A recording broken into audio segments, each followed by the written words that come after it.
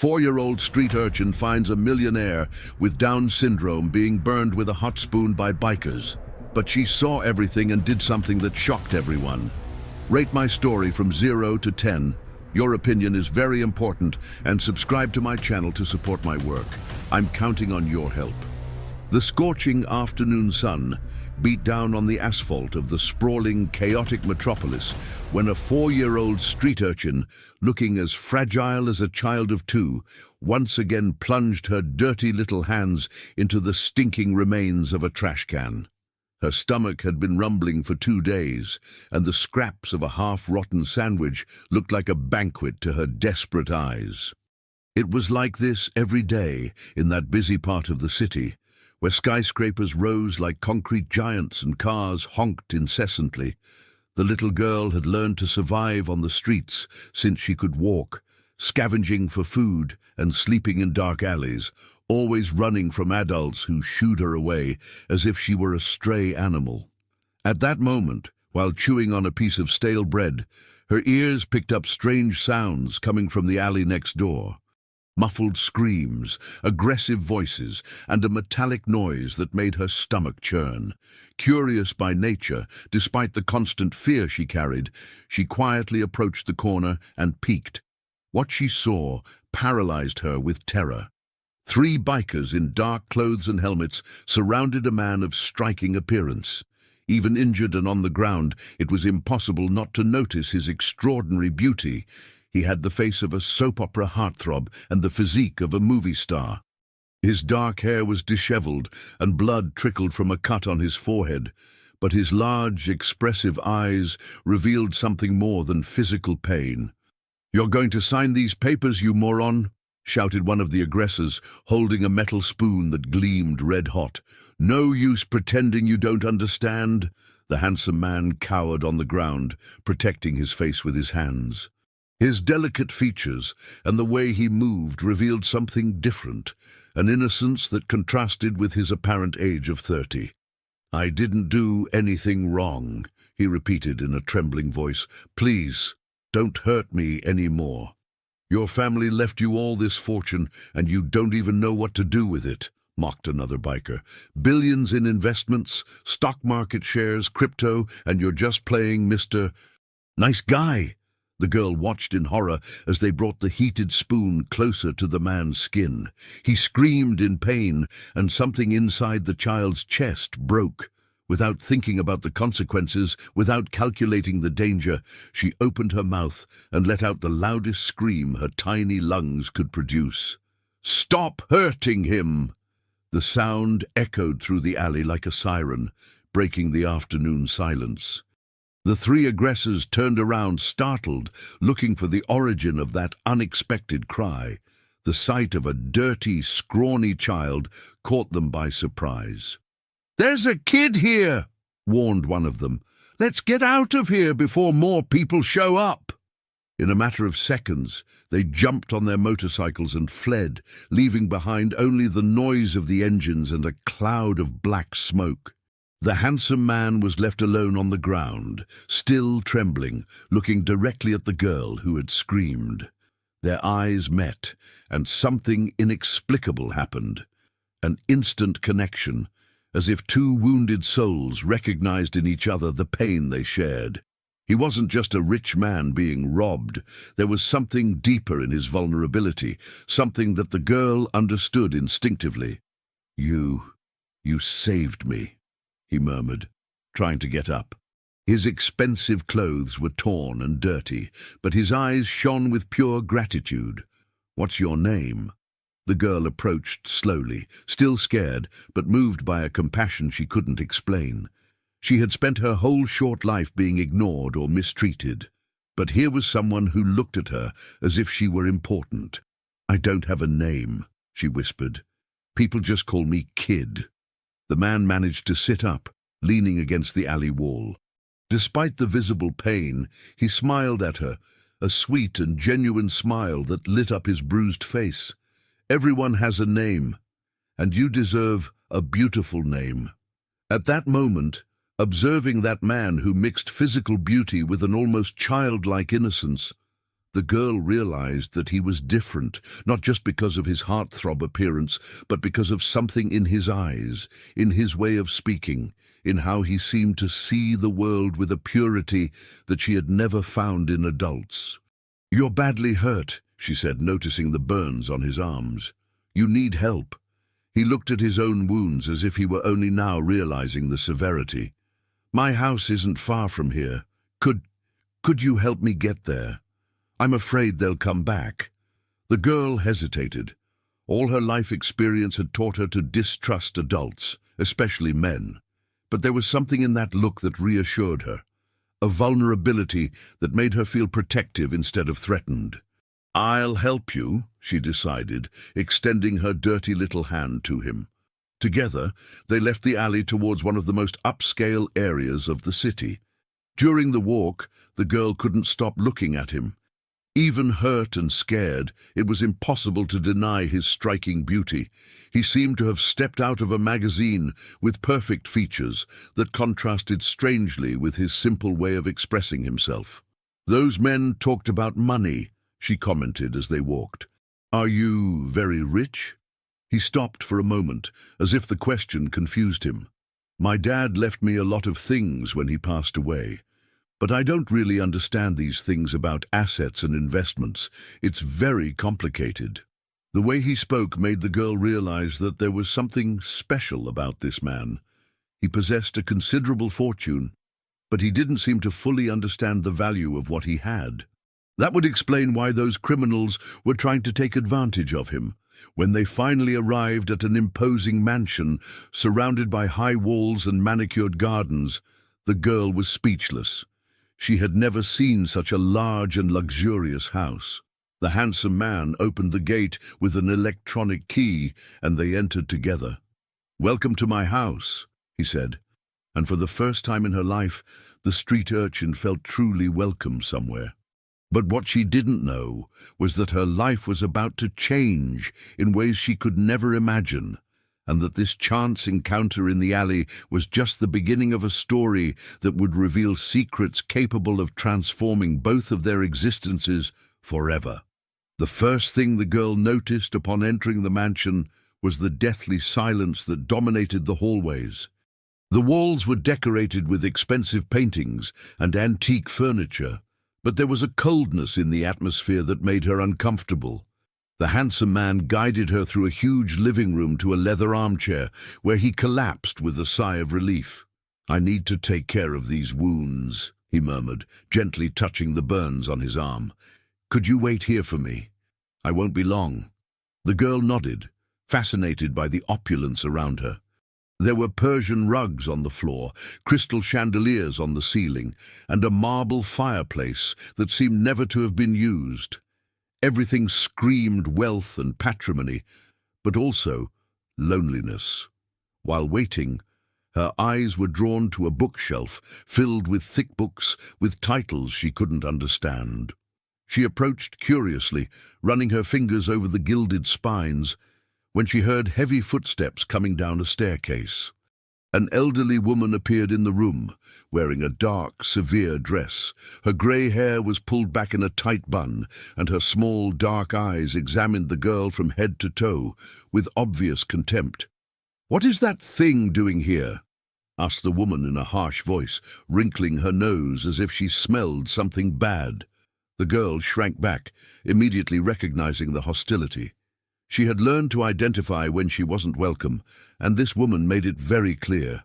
I helped the gentleman," she murmured, pointing in the direction where the handsome man had disappeared. "Helped?" The housekeeper gave a bitter laugh. "A dirty kid like you.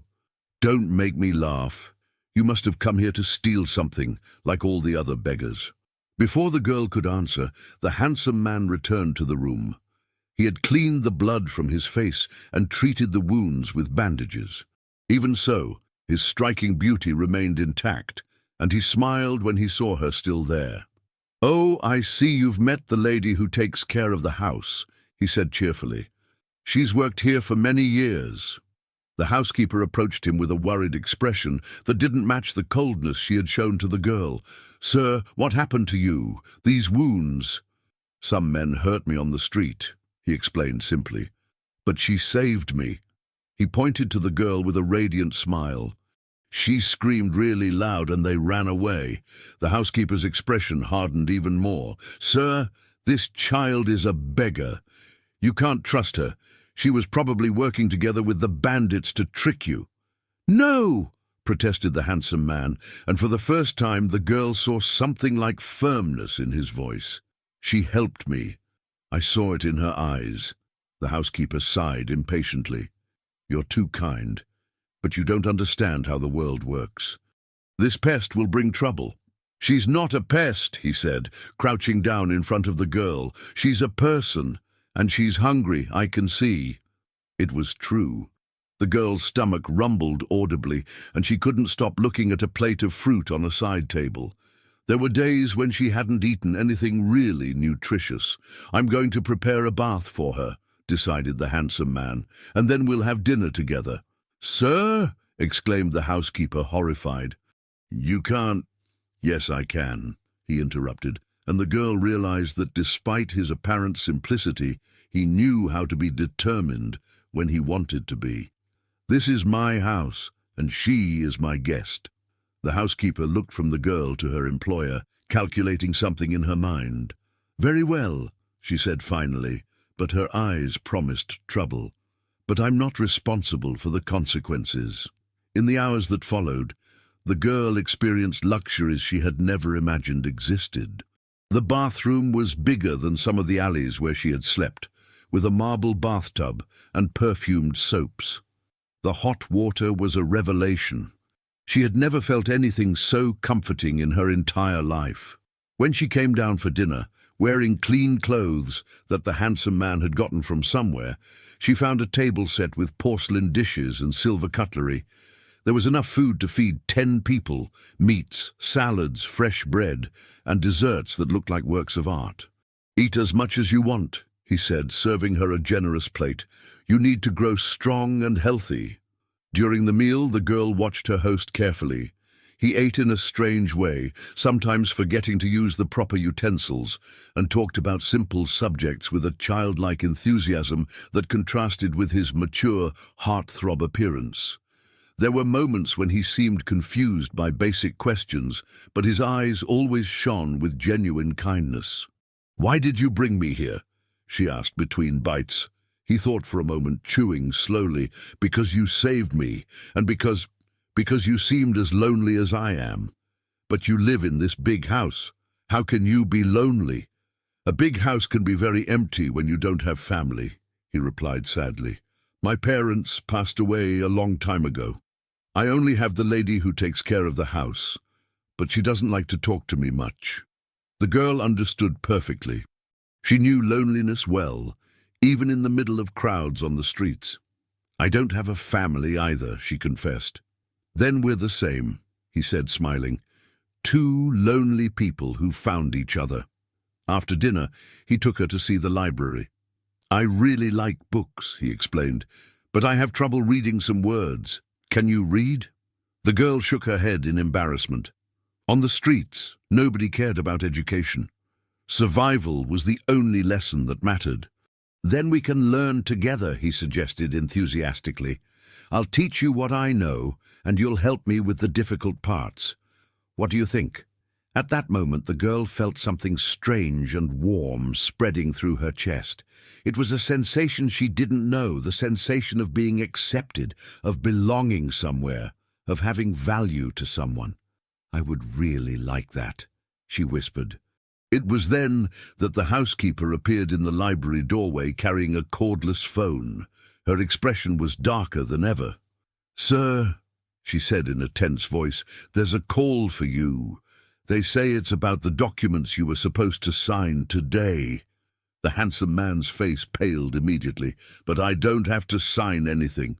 "Apparently you do," replied the housekeeper, extending the phone. "And they don't seem very happy with the delay." The girl saw the fear returning to the eyes of the man who had saved her from hunger and loneliness. Without fully understanding what was happening, she realized that his problems were far from over. and that somehow her own fate had become intertwined with his in a way that she couldn't yet understand, but that made her feel that she needed to protect him in the same way that he had protected her. The handsome man held the phone with trembling hands, and the girl could hear a harsh voice shouting from the other end of the line. His words were threatening, talking about contracts, deadlines, and serious consequences if he didn't show up the next day to resolve the situation. I don't understand what you want," he murmured into the phone, his voice almost childlike in the face of the pressure. "My father never explained these business things to me." The voice on the other end became even more aggressive, and the girl saw tears forming in the man's eyes. Instinctively, she approached and held his free hand, offering the only comfort she could give. "Tomorrow at 9 in the morning," said the threatening voice, "and don't you dare miss it again, or the consequences will be much worse than a few scratches." The call ended abruptly, leaving a heavy silence in the library. The handsome man dropped the phone on the floor and covered his face with his hands. "They're going to hurt me again," he whispered, "and I don't know what they want me to do." The housekeeper approached with an expression that the girl couldn't decipher. There was something in her eyes, not exactly concern, but a strange mixture of fear and guilt. "Sir," she said cautiously, "maybe it's best to do what they're asking. You know you don't understand these complicated company things. If they say it's important, but my father always told me never to sign papers without understanding," he protested weakly. "Your father passed away 5 years ago," replied the housekeeper with unexpected harshness, "and the world has changed a lot since then. You need to learn to trust the right people." The girl watched the conversation with growing unease. Something wasn't right.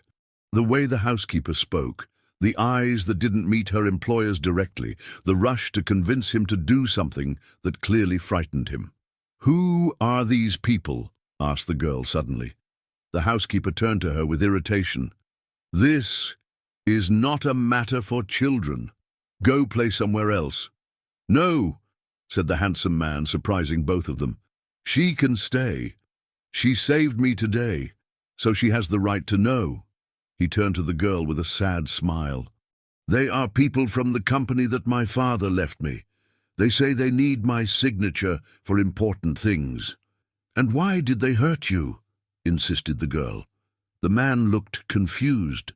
"They said it wasn't them, that they were normal bandits trying to rob me." The girl frowned. "But they talked about you signing papers. Normal bandits don't know about these things." The silence that followed was revealing. The housekeeper visibly stiffened, and the handsome man looked from the girl to her with an expression of growing confusion. "It's true," he said slowly. "How did they know about the papers if they were just bandits?" "Coincidence," replied the housekeeper quickly. "Bandits these days know a lot about their victims. They research before attacking."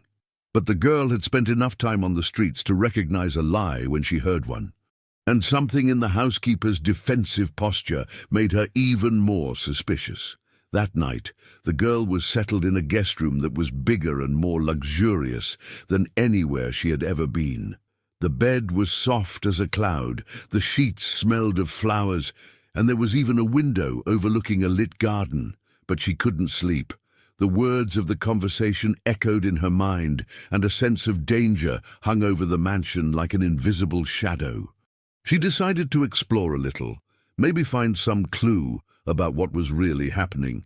She left the room barefoot, walking silently through the dark hallways. The mansion was even larger than she had imagined, with dozens of rooms and passages that seemed to stretch endlessly. It was when she passed the dining room that she heard low voices coming from the kitchen. She approached cautiously and peeked through the crack in the door. The housekeeper was on the phone, speaking in urgent whispers. "Yes, she's here," the woman was saying. "A street kid he brought in. No, she doesn't know anything, but she's asking questions. Yes, I know this complicates things." The girl held her breath, trying to hear better. "Tomorrow he's going to sign," continued the housekeeper. "I guarantee it. But you need to get rid of the child first. She's arousing suspicion in him." The girl's blood ran cold. The housekeeper was working with the men who had hurt her employer, and now she was also in danger. "No, don't hurt her directly," the conversation continued. "That would raise suspicion. Find a way for her to disappear, an accident maybe, or make it look like she ran away." The girl backed away from the door, her heart pounding.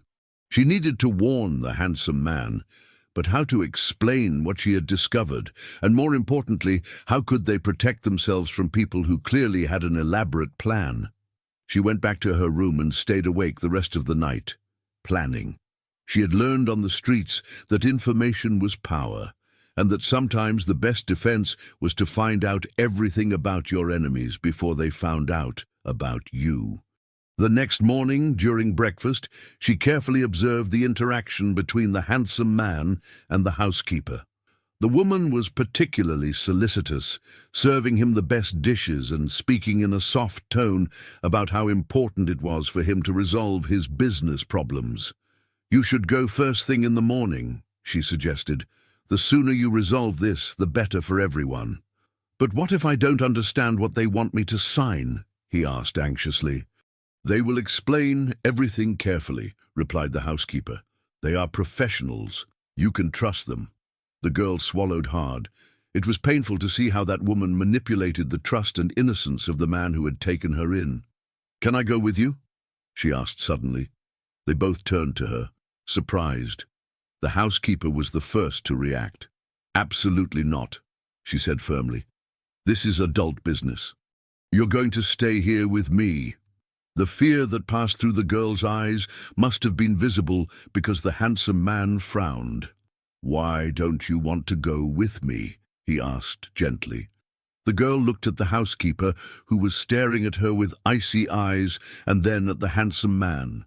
How to explain that the person he trusted most was plotting against him? I'm afraid to be alone," she murmured, which wasn't a lie. "She won't be alone," said the housekeeper quickly. "I'll be here to take care of her." But there was something in the way she said "take care" that made the girl shiver. The handsome man got up from the table, clearly nervous about the commitment that awaited him. "I won't be long," he promised the girl, "and when I get back, we can start reading lessons."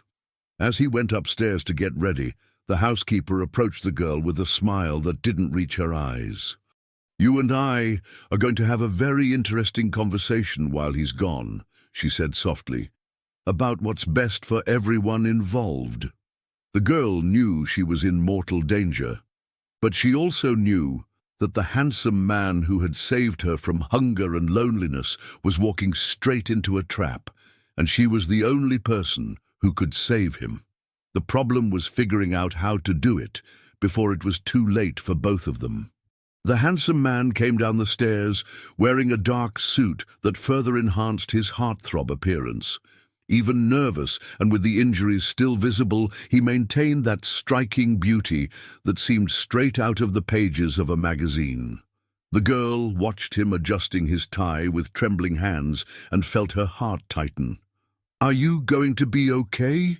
she asked, running up to him. He knelt down to be at her height and smiled with a tenderness that made the girl want to cry. "Yes, I will, and when I get back, we'll read together that storybook you saw yesterday." The housekeeper appeared with the car keys and a briefcase of documents. "Ready, sir. Everything you need is here. Don't worry about anything else." The girl noticed how the woman avoided looking directly at her, keeping all her attention focused on her employer. It was as if she were playing a role, forcing a solicitude that she didn't really feel. "Take good care of her," said the handsome man to the housekeeper, kissing the girl's forehead. "She's special." "Of course, sir," replied the housekeeper with a forced smile. "You can trust me." As soon as the car disappeared through the gate, the housekeeper's smile completely vanished. She turned to the girl with a cold and calculating expression that made the child recoil instinctively. "Now it's just us two," she said, slamming the front door shut. "And we need to have a very serious conversation." The girl tried to run to the library, but the housekeeper was faster, blocking her path with her robust body. "No use running," she said in a harsh voice. "You're going to listen to me whether you want to or not." "I didn't do anything wrong," protested the girl, leaning against the wall. "Didn't you? Then why are you asking so many questions? Why are you filling his head with distrust?" The girl tried to look innocent, but her eyes betrayed her. The housekeeper smiled maliciously. "Ah, so you really do know something," she continued. "Too bad. This will complicate things a lot for you." "I know you're helping the bad men," said the girl, deciding that there was no point in pretending anymore. "I heard you talking on the phone." The housekeeper's face hardened. "You nosy brat. You shouldn't have heard that. Why are you doing this to him? He's good to you." The housekeeper gave a bitter laugh. "Good to me? Do you think it's easy taking care of an adult who has the mind of a child, who doesn't understand when you try to explain simple things, who smiles at everyone as if the world were a beautiful place?" The girl was confused. "But he's not a child." "Of course he is. He has Down syndrome, you ignorant thing. That's why he's so naive, so easy to deceive. His father paid me very well to take care of this responsibility, but when he passed away, the money decreased. Now I have to work twice as much for the same salary." The revelation hit the girl like a punch. Down syndrome. She didn't know the term well, but she was beginning to understand why the handsome man was different, why he spoke so simply and trusted everyone so easily. "That doesn't justify hurting him," she said bravely. "Hurt?" The housekeeper approached, intimidating. "I'm saving him. Those men will take care of his assets better than he ever could. Billions of dollars in investments, stocks, properties, and he doesn't even know what to do with it. But it's his money. Money that he doesn't have the capacity to manage. You've seen how he is. Any smart guy will steal everything from him anyway. At least this way, he will have a small part guaranteed to live on." The girl realized the coldness behind the housekeeper's logic. She had convinced herself that she was doing a favor, but in reality she was participating in a robbery for her own interests. "And me? What's going to happen to me?" The housekeeper's silence was scarier than any threat. The woman looked at the girl as if she were calculating something unpleasant. "You're a problem," she said finally. "He's getting attached to you, and that can't happen. When he gets back, you won't be here anymore. Are you going to send me away?" Something like that. The housekeeper went to a closet and took out a rope. "But first, you're going to stay quiet until I decide what to do exactly." The girl ran, but the house was big and she didn't know all the exits. The housekeeper caught up with her in the living room and managed to hold her, despite the child's desperate struggle. "Stop fighting. You're only making things worse for yourself." That's when the doorbell rang. They both froze. The housekeeper let go of the girl and went to the window, peeking cautiously. Outside there was a man in a suit she didn't recognize. "Who is it?" whispered the girl. "I don't know," murmured the housekeeper, clearly nervous. "Stay quiet." The doorbell rang again, more insistent this time. The man outside shouted, "I know someone's there." "I urgently need to talk about the gentleman who lives here." The housekeeper hesitated, but ended up going to the door. She opened only a crack, keeping the security chain on. "What do you want?" "My name is Robert," said the man. "I'm a lawyer. I received an anonymous report about irregularities involving the assets of the owner of this house." The housekeeper's blood ran cold. "What kind of report?"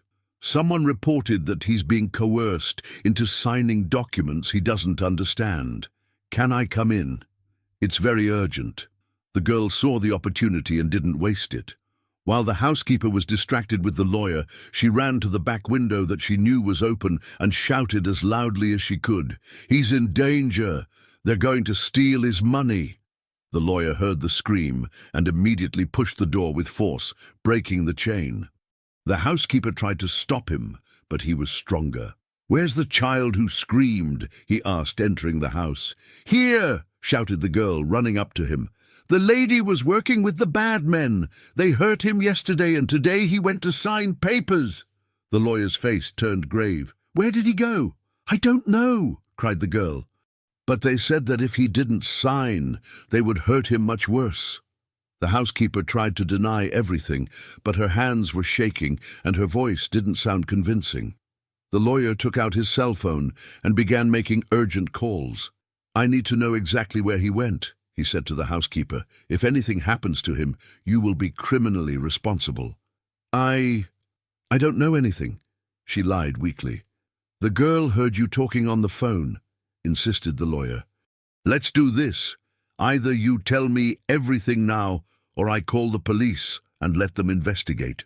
The housekeeper looked from the girl to the lawyer, realizing that her farce had been exposed. Her hands were visibly trembling now. "They took him to the construction company's office," she finally confessed. "Downtown. But I swear I didn't know they were going to hurt him. They just wanted him to sign the transfer of the shares." The lawyer and the girl exchanged a look of urgency. The handsome man was in mortal danger, and they needed to get to him before it was too late. "Let's go," said the lawyer, taking the girl by the hand. "We have to save your friend." As they ran to the car, the girl couldn't stop thinking about the gentle smile of the man who had taken her off the streets and offered her a family. Now it was her turn to save him, even if it cost her everything. The lawyer's car cut through the traffic of the sprawling, chaotic metropolis with desperate urgency. The girl was sitting in the front seat, clinging to the seatbelt, watching the buildings pass quickly by the window. Her heart was beating so hard that it felt like it wanted to jump out of her chest. "How did you find out about this?" she asked Robert as he swerved around a bus. "An anonymous call this morning," he replied, focused on the traffic. "Someone said that a man with Down syndrome was being deceived by people close to him. Normally I wouldn't answer that type of report, but something in the person's voice convinced me." The girl frowned. "Who could have called?" "I don't know. It was a male voice, but distorted, as if the person was trying to disguise himself. They arrived at the commercial building where the construction company was located in less than 20 minutes. It was an old 15-story building with a grey facade and dirty windows that didn't seem to have been cleaned in years. The lawyer parked quickly, and they ran to the entrance. "Stay behind me," Robert said to the girl. "If things get dangerous, you run and ask for help." The elevator was broken, so they ran up the stairs to the 10th floor, where the construction company's office was located. With each flight of stairs, the girl's anxiety increased. What if they arrived too late? What if those men had already hurt the handsome man again? When they reached the 10th floor, they heard raised voices coming from the end of the hallway. Robert signaled for the girl to be quiet, and they approached silently. Through the slightly open door of the office, they could see a scene that made the girl's blood run cold. The handsome man was sitting in a chair, surrounded by 3 men in suits. Even from a distance, she could see that he was trembling. "We've explained it 10 times, shouted one of the men. "Just sign here and here, it's not complicated." "But I don't understand what's written," replied the handsome man in a weak voice. "My father always told me never to sign anything I didn't understand." "Your father is gone, you idiot. Now you have to learn to make decisions on your own." The girl saw one of the men grab a pen and force it into the handsome man's hand. "Sign it now, or we'll have to use more convincing methods again." That's when Robert decided to act. He pushed the door open forcefully and entered the office with authority. "Stop this right now," he ordered. "This man is not going to sign anything." The 3 men turned around, surprised. The one holding the pen dropped it immediately. "Who are you?" asked the tallest of them. "Robert Mendez, lawyer. And you are committing the crime of coercion and attempted fraud." The handsome man looked at the door and saw the girl peeking from behind the lawyer. His face lit up with a smile of pure relief. "You came to save me again," he said, and there was so much gratitude in his voice that the girl felt tears in her eyes. "We won't let you get hurt," she promised, entering the office despite the lawyer's warning look. The men looked at each other nervously. The situation had completely gotten out of their control. "Look here, lawyer," tried the tallest one. "This is a misunderstanding. We are his legitimate partners in the company." "Partners?" Robert laughed with disdain. "Then why do you need to force him to sign? And why does he have burn marks?" The silence that followed was revealing. The handsome man got up from the chair with difficulty and walked to the girl, taking her small hand in his. "They told me that if I didn't sign, they would hurt other people who are important to me," he confessed softly. The girl understood immediately. They had threatened to hurt her to force him to cooperate. Her anger grew like a flame inside her chest. "You are cowards!" she shouted at the men. "He's good, and you want to steal from him." "Shut up, kid," growled one of them, taking a threatening step in her direction. That's when something unexpected happened. Robert took out his cell phone and showed the screen to everyone. "It's all recorded," he announced, "from the moment we walked in here. Threats, coercion, everything. I've already sent a copy to the police." The men panicked. They started talking all at the same time, trying to justify themselves, but their words only confirmed their guilt. "You don't know who you're messing with," tried to threaten the tallest one. "We have important connections." "And I have the laws of the country," replied Robert calmly. "Now we're all going to wait for the police to arrive." It was at that moment that the girl noticed something strange. There was a photo on the office desk that showed 4 men at a social event. 3 of them were the ones who were there, but the 4th... "Who is that?" she asked, pointing to the photo. The handsome man looked where she was pointing, and his expression changed completely. "That's me," he said, confused, "but I don't remember this photo." The girl looked more closely. The man in the photo had exactly the same face as the handsome man, but there was something different in his posture, in his eyes. He seemed more sharp, more calculating. "No," she whispered, a terrible suspicion forming in her mind. "That's not you." Robert also approached the photo, and his expression turned grave. "Do you have a brother?" he asked the handsome man. "Brother?" He seemed genuinely confused. "I don't. My parents never talked about a brother." One of the men in the office tried to discreetly hide the photo, but Robert was faster. "Interesting," he said, examining the picture. 2 identical men, but clearly different. One of them would know very well what it means to sign these documents. The realization was like a lightning bolt hitting the girl. "You have a twin brother," she exclaimed. "And they know it." The handsome man sat down heavily in a chair, processing this impossible information. "But why didn't my parents ever tell me?" "Maybe," said Robert thoughtfully, "because they wanted to protect you, or protect your inheritance." The men in the office were visibly desperate now. Their expressions revealed that an important secret had been discovered. "Where is he?" asked Robert directly to them. "Where is the twin brother?" "We don't know of any brother," lied one of them, but his voice trembled. The girl approached the handsome man and held his big, gentle hands. "It doesn't matter if you have a brother," she said. "You are special the way you are, and no one has the right to steal what's yours." He smiled at her with that sweetness that made her feel safe. "You are the bravest person I know," he said. "A tiny girl who is not afraid to face bad men." It was at that moment that they heard sirens approaching. The police had arrived, but the girl knew that this was just the beginning. The discovery about the possible twin brother opened a series of disturbing questions. If the brother existed, where was he? Did he know about the existence of the handsome man? And more importantly, was he involved in the conspiracy? Or was he just another victim of a scheme much bigger than any of them imagined?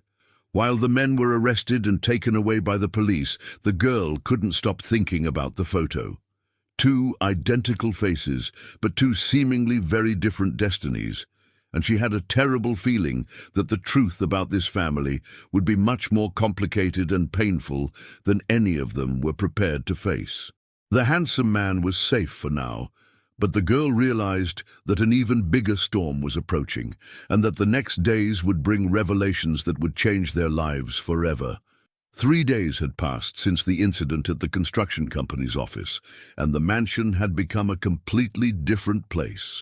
The housekeeper had been dismissed immediately after confessing her participation in the conspiracy, leaving only the handsome man and the girl in the immense house. Robert visited daily, helping to organize the legal matters and trying to unravel the mystery of the twin brother. The girl watched each conversation carefully, learning about the complicated world of adults and their lies. "I've found something," announced Robert on a rainy morning, spreading documents on the library table. "Birth records. You really are identical twins." The handsome man held the girl's hand while listening, his expression mixing curiosity and fear. "What's his name?" "Garrett," replied Robert. "Garrett Santos. He lives in another city and has a very successful engineering firm." "Does he know about me?" asked the handsome man in a small voice. "We don't know yet, but I'm going to find out." Robert paused, carefully choosing his words. "There's something else. Your father left a sealed letter that should only be opened in case of emergency. I think the time has come." The girl watched the handsome man pale. "What kind of letter? Let's find out together." Robert opened an envelope yellowed with age. Inside were 2 handwritten sheets with elegant handwriting. He began to read aloud. "If you are reading this, my son, it means that something serious has happened and you need to know the truth about your family." The handsome man squeezed the girl's hand, and she felt his fingers tremble.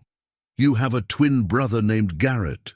When you were born, I made the most difficult decision of my life, to separate you. Garrett was raised by my sister in another city, without knowing that he had a brother." "Why?" whispered the handsome man, tears forming in his eyes. Robert continued reading. "You were born with Down syndrome, and I knew that the world would be cruel to you. Your mother and I decided that you would be raised with all the love and protection possible, while Garrett would have a normal life. We wanted both of you to be happy, each in your own way." The girl felt her heart clench.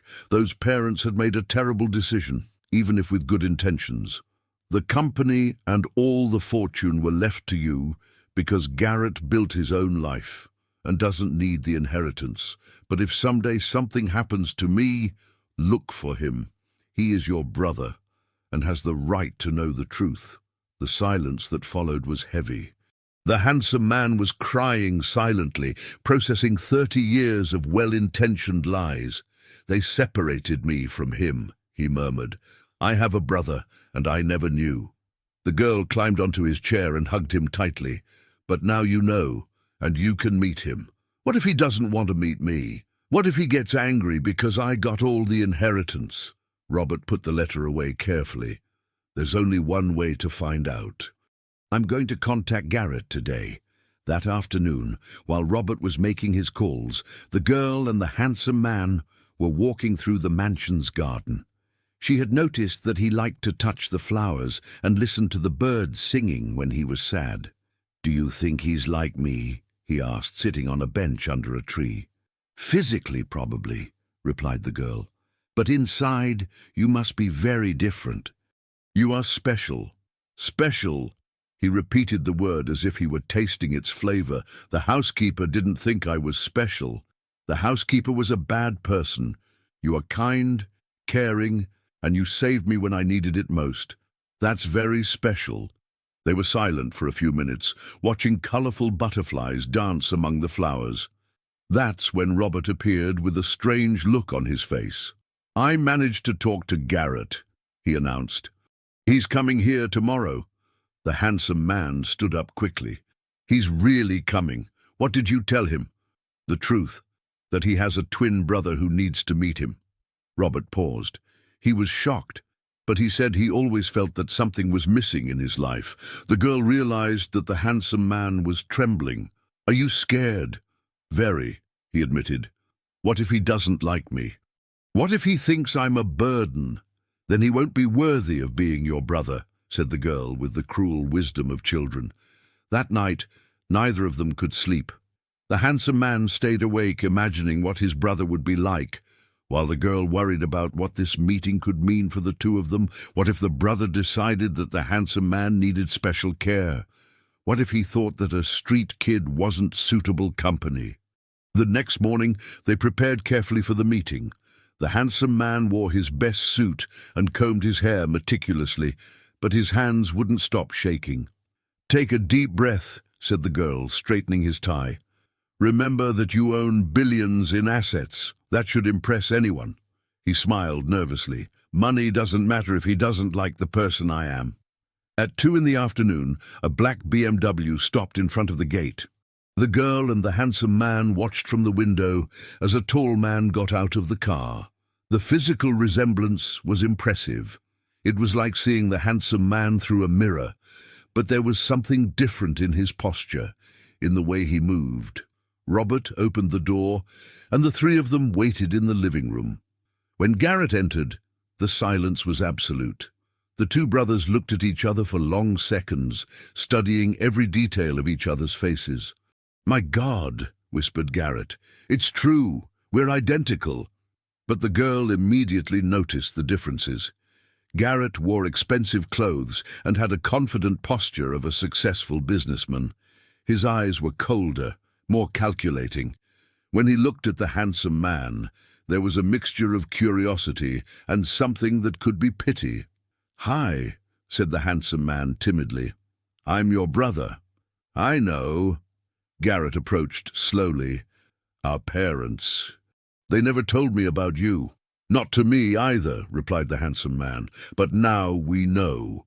Garrett looked around the mansion, clearly evaluating the value of everything he saw. His eyes stopped on the girl, who was clinging to the handsome man's hand. "And this child? She saved me," explained the handsome man proudly, "and now we take care of each other." Garrett's expression became even more calculating. "I understand. And the business? Who manages the company and the investments?" The question made the handsome man lower his eyes. "I don't understand much about these things. That's why those bad people tried to trick me." "Bad people?" Robert quickly explained about the conspiracy and the attempted robbery. Throughout the explanation, Garrett listened carefully, but his eyes kept returning to the luxurious details of the house. "Do you have any idea how much all this is worth?" he asked finally. "Robert said it's many billions," replied the handsome man innocently. "Dad invested in stocks, crypto, properties, but I don't know how to handle any of that." "Of course you don't," murmured Garrett, and there was something in his tone that made the girl shiver. The rest of the visit passed tensely. Garrett asked questions about the inheritance, the businesses, the properties, but showed little genuine interest in his brother as a person. The girl watched everything with growing distrust. When Garrett finally said goodbye, promising to come back soon, the girl couldn't shake the feeling that something was terribly wrong. "Did you like him?" asked the handsome man after his brother left. The girl hesitated. How to explain that the brother he so wanted to meet seemed more interested in the money than in family? "He seems different from you," she said diplomatically. "Of course he's different. He's smart, successful. Everything I'm not." "You are many good things that he isn't," insisted the girl. But that night, while the handsome man slept dreaming of the brother he had found, the girl stayed awake with a terrible suspicion growing in her heart. There was something in the way Garrett looked at the mansion, how he asked about the money, that reminded her of the bad men who had tried to steal everything. What if the twin brother wasn't the salvation that the handsome man hoped for, but the greatest danger he had ever faced? A week after the first meeting with Garrett, life in the mansion had changed drastically. The twin brother visited daily, always with the excuse of helping with the business and protecting the family assets. Each visit left the girl more uneasy, as she perceived things that the handsome man, in his innocence, couldn't see. "He's trying to teach me about investments," said the handsome man excitedly during breakfast. "Yesterday he explained to me about dividends and compound interest." The girl watched as his eyes sparkled with happiness. Having a brother was a dream he never knew he had, and now that it had come true, he couldn't see the warning signs. "And what else did he teach you?" she asked, trying to keep her tone casual. "That I need to sign some papers to better reorganize my assets. He said that this way my money will yield more profit on the stock market." The girl's heart skipped a beat. That sounded exactly like what the bad men had tried to do, only now with a more sophisticated approach. "What kind of papers?" "I didn't understand very well. Something about transferring some shares to a joint account to make it easier to manage." The girl almost choked on her milk. This was exactly what the bad men had tried to do, only now with a more sophisticated approach. "Have you signed anything yet?" "Not yet. Garrett said that we have to do everything calmly, so I understand well before signing." At least that was a relief, thought the girl, but she knew it was only a matter of time before Garrett managed to convince his brother. That afternoon, Robert made his weekly visit to check on things. The girl took advantage of a moment when the handsome man was in the garden to talk to the lawyer in private. "I'm worried about Garrett," she confessed. Robert frowned. "Why? He seems genuinely interested in helping. He only talks about money. He never asks how his brother is feeling, if he's happy, if he has hobbies. He only wants to know about assets and investments." "Well," said Robert thoughtfully, "maybe that's just his way of showing care. Some men express love through financial protection." The girl shook her head. "It's not that. I know how to recognize when someone has bad intentions." It was at that moment that Garrett arrived for his daily visit. The girl watched carefully how he greeted the lawyer, politely, but with a tension that didn't exist when he spoke to his brother. "Robert," said Garrett, "good to see you here. I was thinking that maybe it was time to formalize my participation in my brother's care." "How so?" asked Robert. "Well, he clearly needs supervision for financial matters. I was thinking of a shared guardianship to ensure that his interests are always protected." The girl saw Robert stiffen almost imperceptibly. "Your brother is an adult capable of making his own decisions." Of course," said Garrett quickly. "I'm not questioning his ability, just offering family support." At that moment, the handsome man entered the room carrying a vase with flowers he had picked in the garden. His face lit up when he saw his brother. "Garrett, you arrived early today." "I wanted to spend more time with you," replied Garrett, but the girl noticed how his eyes quickly darted to some papers on the table. "I brought those documents we talked about yesterday." The handsome man looked at the papers with a confused expression. "Can you explain it to me again? I still don't understand it properly." "It's simple," said Garrett patiently. "We're going to put some of your shares in an account that we can both use. That way, if you need anything and I'm not here, I can help remotely." Robert approached the documents. "Can I take a look?" The tension in the air became palpable. Garrett hesitated for a second before handing over the papers. "Of course. They are just standard transfer forms."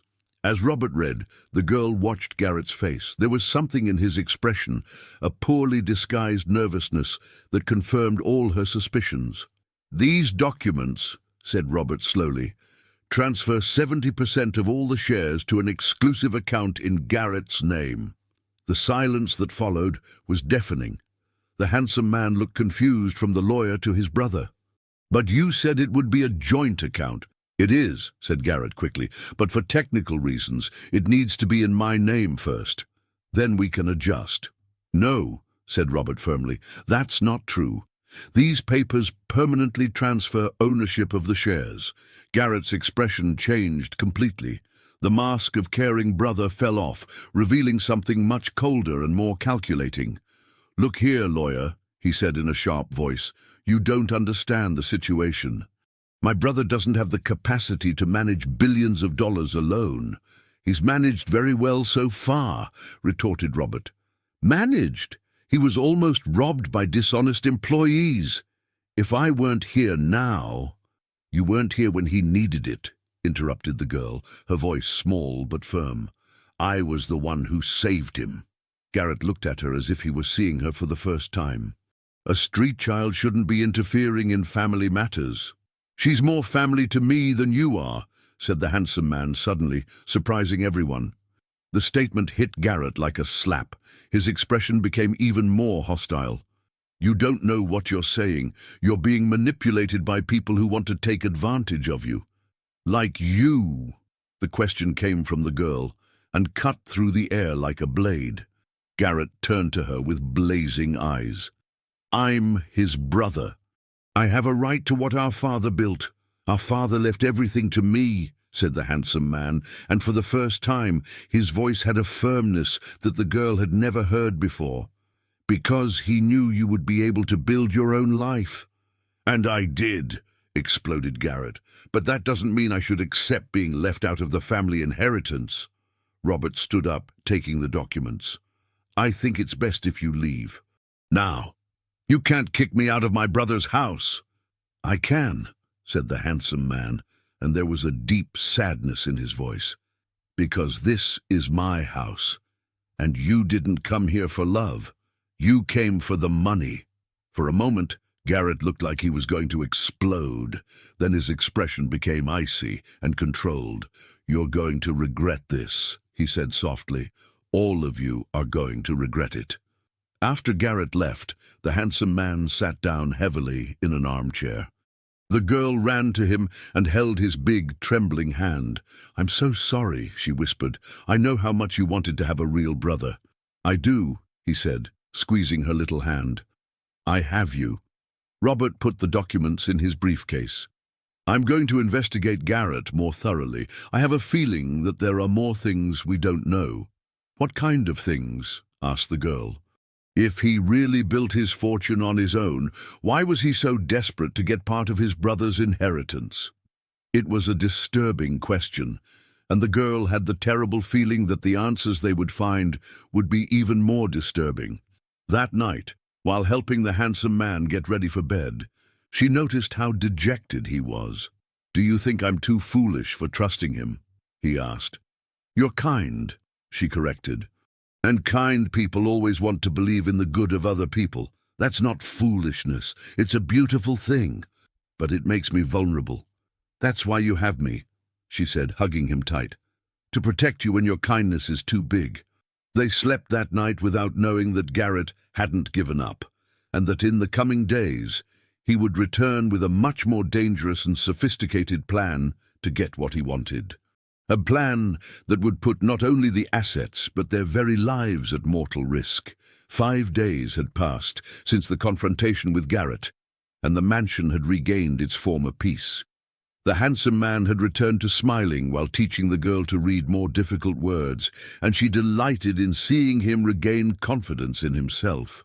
But this tranquility would be brutally broken on a Thursday morning. Robert arrived earlier than usual, carrying a thick briefcase and an extremely worried expression.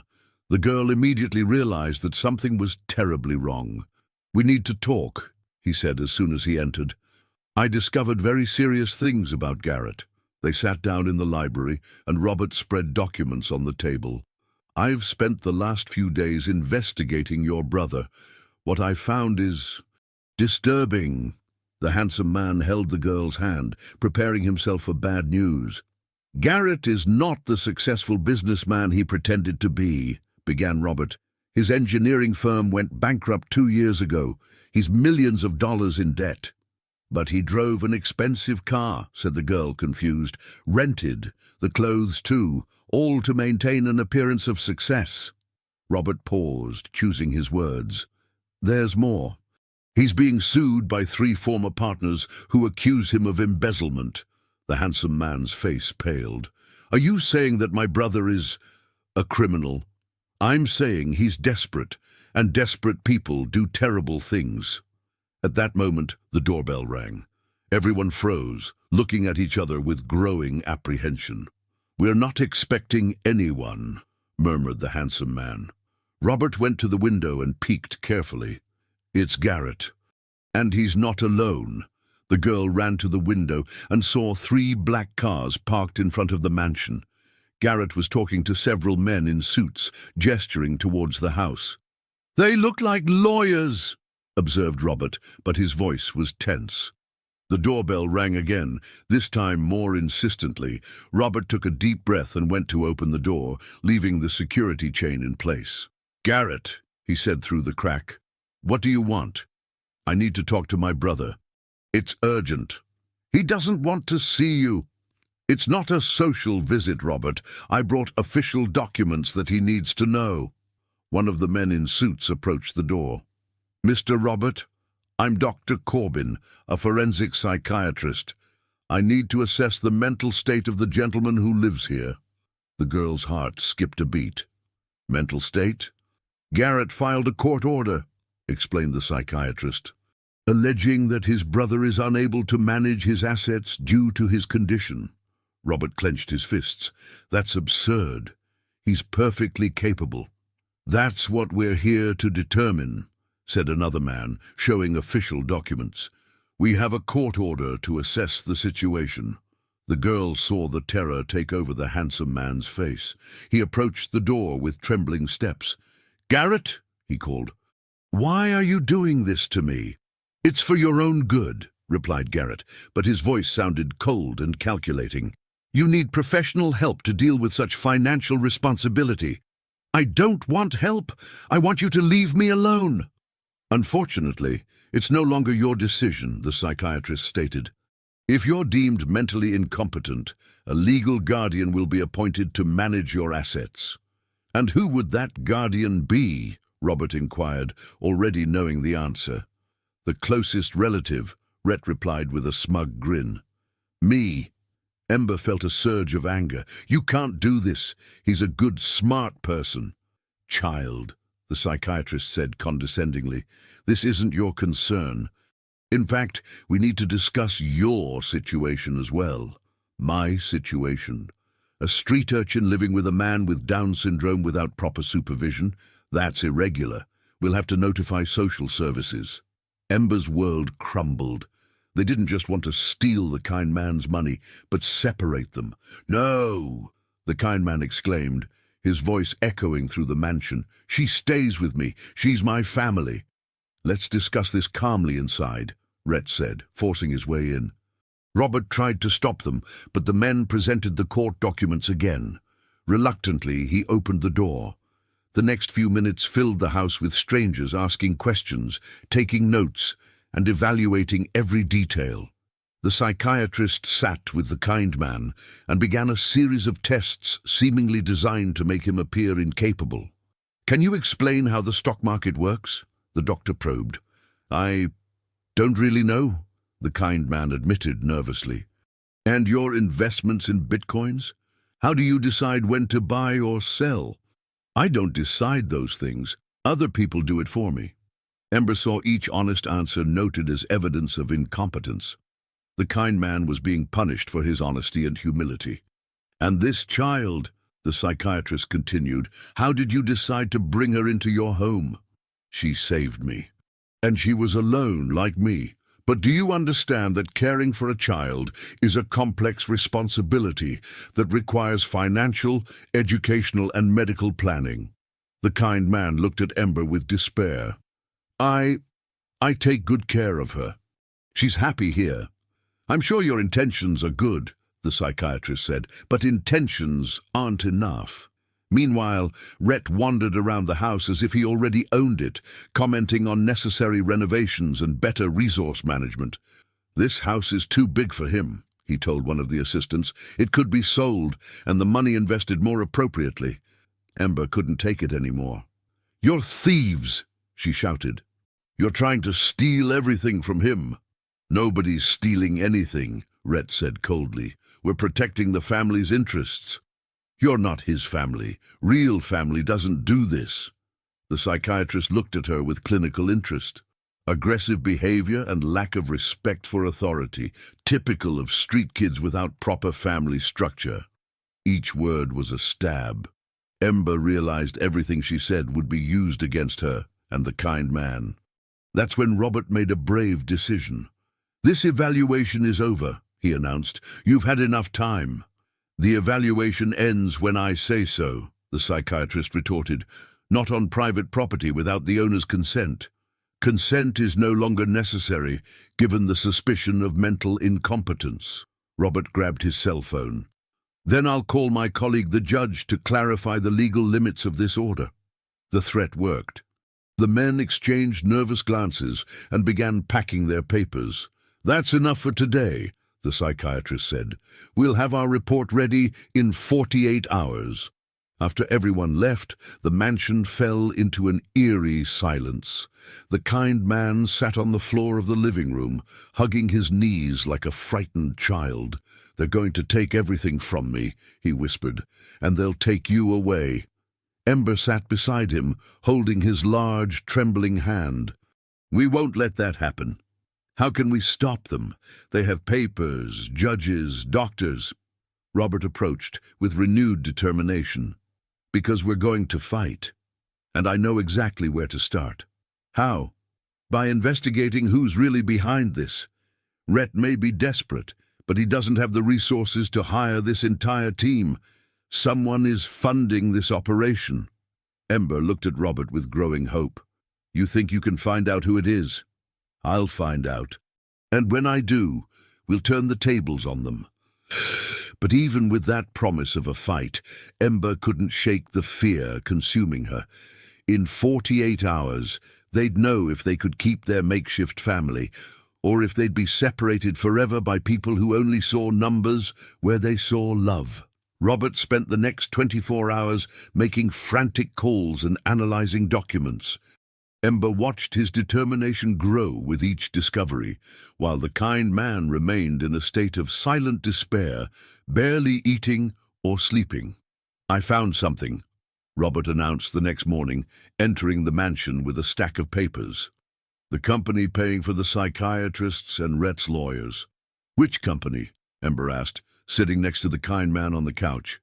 Golden Valley Construction. The same company that tried to force him to sign those documents before.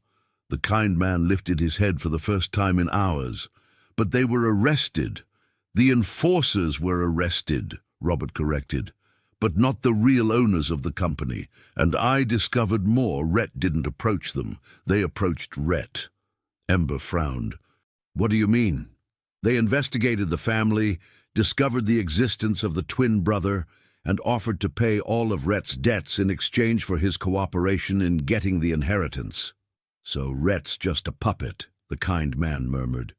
A very well-paid puppet, Robert confirmed. They promised him 10% of all the assets if he gets legal guardianship. The magnitude of the conspiracy was terrifying. It wasn't just family greed, but an elaborate scheme involving millions of dollars in assets. Can we prove this? Ember asked. I'm working on it, but I need more time, and they won't give us any. At that moment, the phone rang. Robert answered, and his expression turned grim. That was the court, he said after hanging up. The psychiatrist's report will be submitted this afternoon. The hearing to determine guardianship is tomorrow morning. The kind man began to cry silently.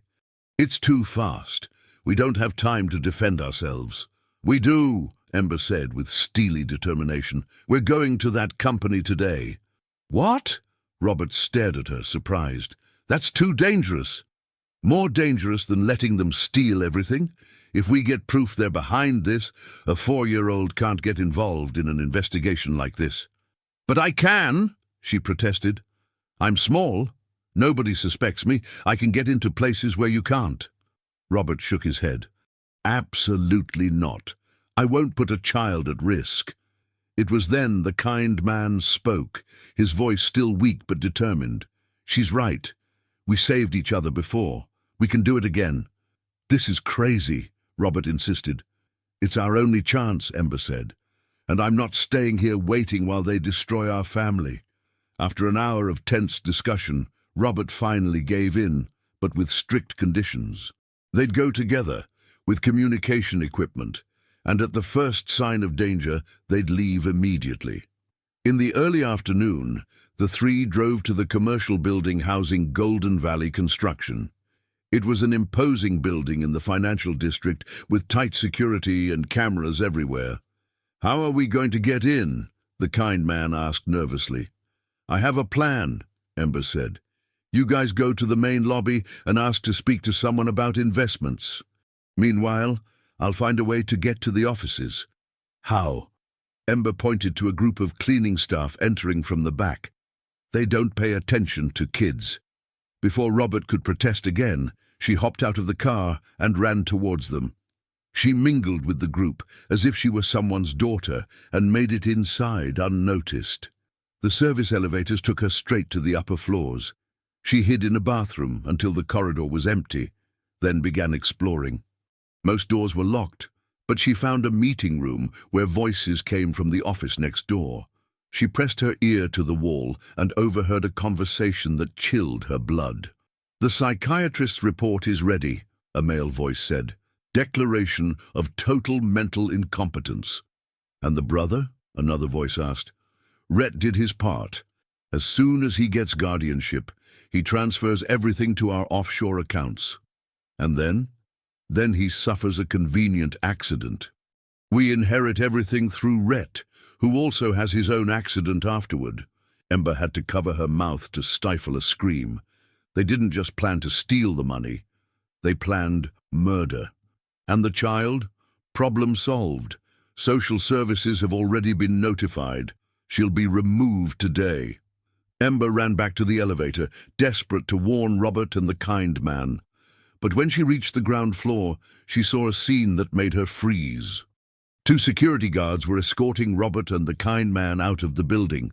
Through the glass, she saw Robert gesturing and protesting, while the kind man looked confused and scared. She hid behind a pillar until they exited, then ran to the parking lot. She found them beside the car, Robert talking furiously on his cell phone. "They kicked us out," he explained when she arrived. "They said we were making unfounded accusations." "They aren't unfounded," she gasped. "I heard everything. They're going to kill you both." Robert stopped talking on the phone. "What did you say?" Ember quickly recounted everything she'd overheard. Robert and the kind man's expressions grew increasingly somber. "We have to go to the police," Robert said. "With what proof? My word against theirs? It's better than nothing." "It's not enough," the kind man said quietly. "They're powerful. They have money, lawyers, connections. The police won't believe us." "Then what do we do?" Ember asked desperately. Robert thought for a moment. "We document everything. Recordings, photographs, evidence they can't deny." "How?" "By going back there. But this time, prepared." That night they hatched a desperate plan. Robert would use his contacts to get professional recording equipment. Ember would return to the building, but this time with a hidden camera. The kind man would stay in a safe location, coordinating everything through communicators. "It's too risky," the kind man protested.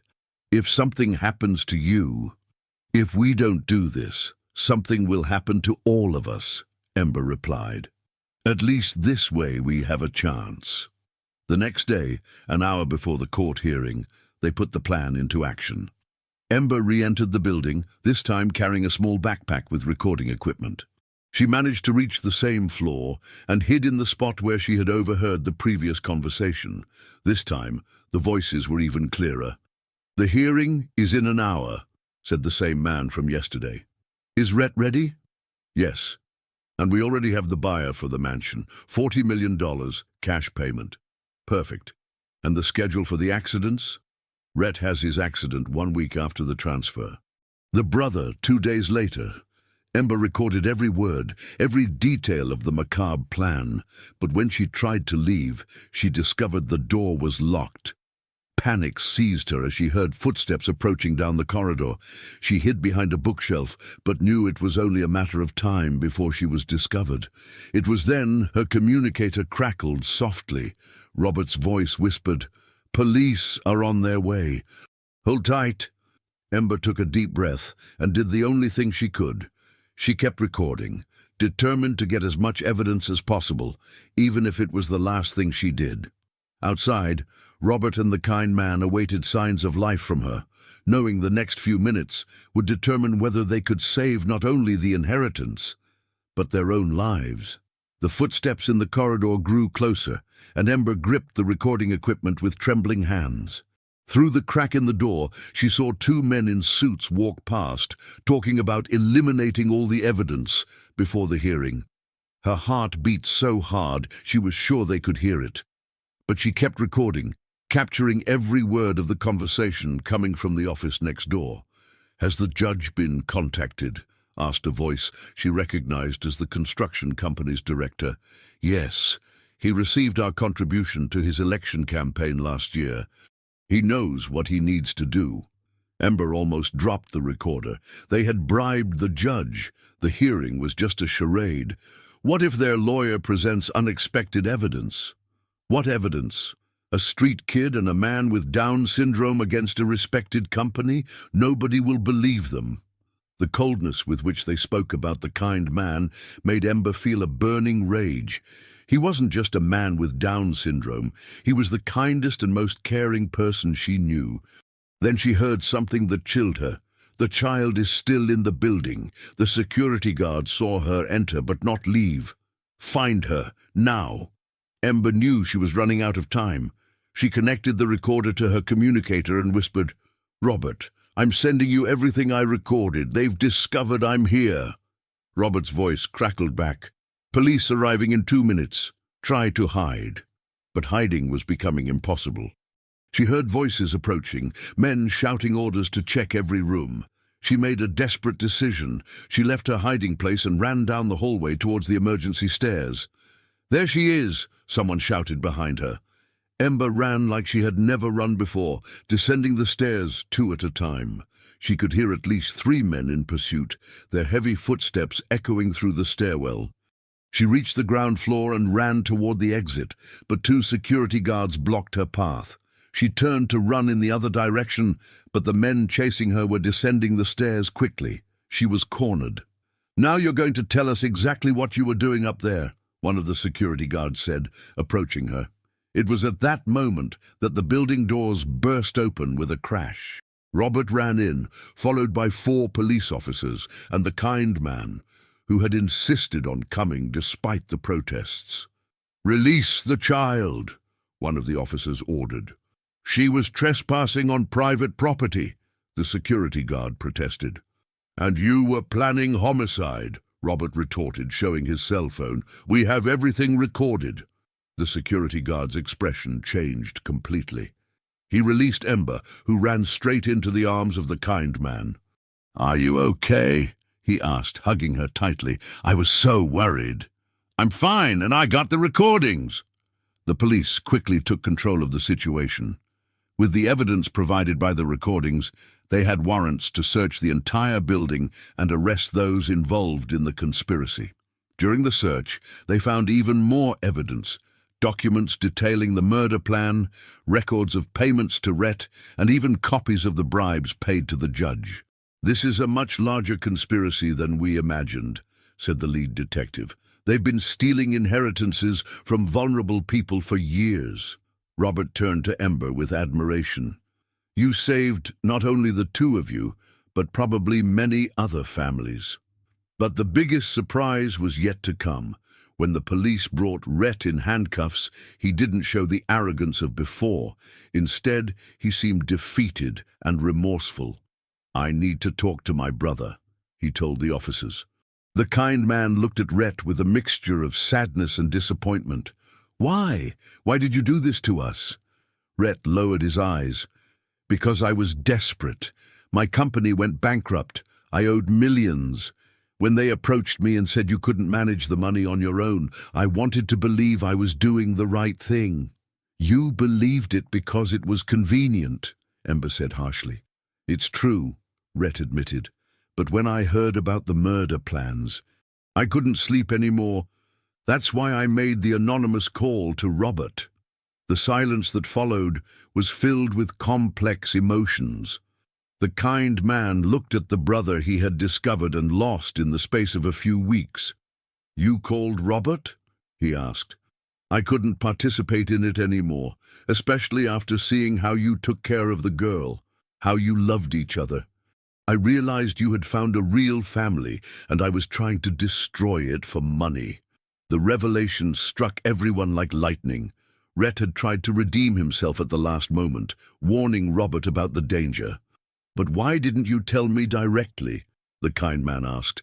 "Because I was ashamed, because I knew I didn't deserve your forgiveness." Ember watched the pain on the kind man's face. Even after everything that had happened, he still felt compassion for his brother. "What's going to happen to you now?" he asked. "I'm going to prison," Rhett replied simply, "and that's where I deserve to be." The detective intervened. "Actually, considering your cooperation and the fact that you alerted the authorities, it's possible you can get a deal." Robert approached the two brothers. "The guardianship hearing has been cancelled, obviously. Everyone involved in the conspiracy has been arrested, including the corrupt judge." "And now?" Ember asked. "Now you can live in peace," Robert said, "without threats, without conspiracies, just a family taking care of each other." But the kind man still looked at Rhett with a thoughtful expression. "You said you owed millions." "Don't worry about me," Rhett said quickly. "I'll find a way to pay my debts." "What if I helped?" Everyone turned to the kind man in surprise. Ember touched his arm. "Are you sure?" "He's my brother," he said simply.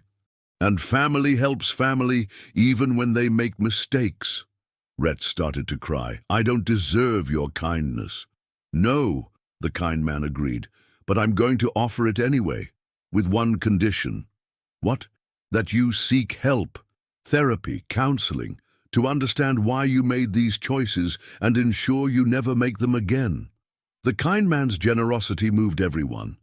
Even after being betrayed and nearly killed, he still chose forgiveness and compassion. Hours later, when they finally returned home, Ember and the kind man sat in the mansion's garden, watching the sunset. The peace they felt was unlike anything they had experienced before, the peace of those who had fought and won together. "Do you think I did the right thing in forgiving Rhett?" he asked. "I think you did what your heart told you to do," she replied. "And your heart always chooses love. And you? Can you forgive him?" Ember thought for a moment. "Maybe someday. But right now I just want to enjoy our family." "Our family," he repeated, smiling. "I really like that expression." That night, for the first time in weeks, they both slept soundly, knowing they were safe and that no one would try to separate them again. But the biggest revelation was yet to come, a discovery that would change everything they thought they knew about their own stories. A week had passed since the arrest of the conspirators, and life in the mansion finally seemed to have found a peaceful routine. Ember was learning to read better every day, and the kind man had discovered a passion for gardening, spending hours tending to the flowers and talking to her about his dreams. But it was on a Saturday morning that an unexpected discovery would change everything again. Robert arrived early, carrying an old box of papers. "I found this in the seized files from the construction company," he explained. "They're personal documents your father kept there. I thought you might want to see them." Ember watched the kind man open the box with careful hands. Inside were old photographs, birth certificates, medical records, and a folder labeled "Personal Matters, Confidential." "Look," he said, showing an old photo. "It's me and Rhett as babies." Ember looked at the image of two identical babies in the arms of a smiling couple. But something in the photo bothered her, though she couldn't quite put her finger on it. Robert picked up some medical documents and began to read. His expression grew increasingly confused. "This is strange," he murmured. "What is it?" the kind man asked. According to these medical records, Rhett was also born with Down syndrome. The silence that followed was absolute. Ember felt as if the floor had disappeared beneath her feet. "That's impossible," the kind man said. "Rhett is intelligent, successful. He doesn't have Down syndrome." Robert continued reading, his expression growing more grave. "There's more. Records of surgeries, experimental treatments." He stopped, looking at the kind man in shock. "You're not just twins. You're identical twins who were born exactly the same." Ember tried to process this information. "And then why are they so different now?" Robert found more documents, his voice trembling slightly as he read. Experimental treatment for chromosome correction. Patient, Rhett Santos. Age, 6 months. Procedure, successfully performed. The world stopped. The kind man looked at Robert with wide eyes. They fixed my brother? Apparently, yes. There are records that your parents spent millions on experimental treatments for Rhett, but Robert searched through the papers. Here it is. They only had enough money to treat one child. The cruel reality of the situation slowly revealed itself. The parents had chosen to save one son and leave the other with the condition. They had separated the twins not to protect them, but to hide the shame of their impossible decision. They chose him, the kind man whispered, his voice broken. They chose to save him and left me like this. Ember felt warm tears stream down her face. The pain on the kind man's face was unbearable to see. No, she said firmly, taking his hands. They didn't leave you like this. They left you perfect the way you are. But I could have been normal. You are normal. You're the most normal person I know. You love me, take care of me, protect me. That's what matters. Robert found a letter at the bottom of the box. There's an explanation here, he said, beginning to read. This was the hardest decision of our lives. The treatment to alter Down syndrome was in the experimental phase and extremely dangerous. There was only a 1 in 10 chance of success and a 90% chance of causing serious neurological damage or death. Ember stopped crying, paying attention. We decided to try it with Rhett because he was physically stronger at birth. If the treatment failed, at least we would have saved our other son. If it worked, Rhett could take care of his brother in the future. The kind man looked at Robert in confusion. So they wanted Rhett to take care of me? According to this letter, yes. The plan was for Rhett to receive education and resources to become independent and then come back to take care of you. But that never happened, Ember observed. Robert continued reading. If something happens to us before Rhett is ready for this responsibility, we ask that he be raised separately until he reaches the emotional maturity necessary to understand his mission. The truth was even more complex than anyone had imagined. The parents hadn't abandoned either of their children. They had made a desperate plan to save both. But Rhett never knew about this, said the kind man. No, Robert confirmed. And when he found out about you through the construction company, he must have felt betrayed by the parents who never told him the truth. Ember began to understand the complexity of the situation. Rhett had grown up believing he was an only child, unaware that he had a greater responsibility waiting for him. When he discovered his brother and the inheritance, he must have felt robbed of his normal childhood. That doesn't justify what he did, she said. No, agreed the kind man. But it helps to understand. At that moment the phone rang. Robert answered and his expression changed.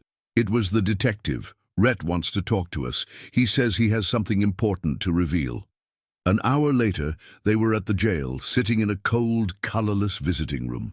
When Rhett entered, he seemed to have aged years in just 1 week.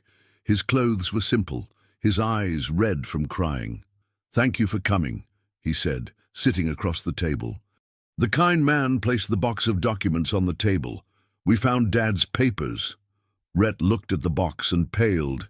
You know, we know that you were also born like me, the kind man said gently, and that our parents had a treatment on you.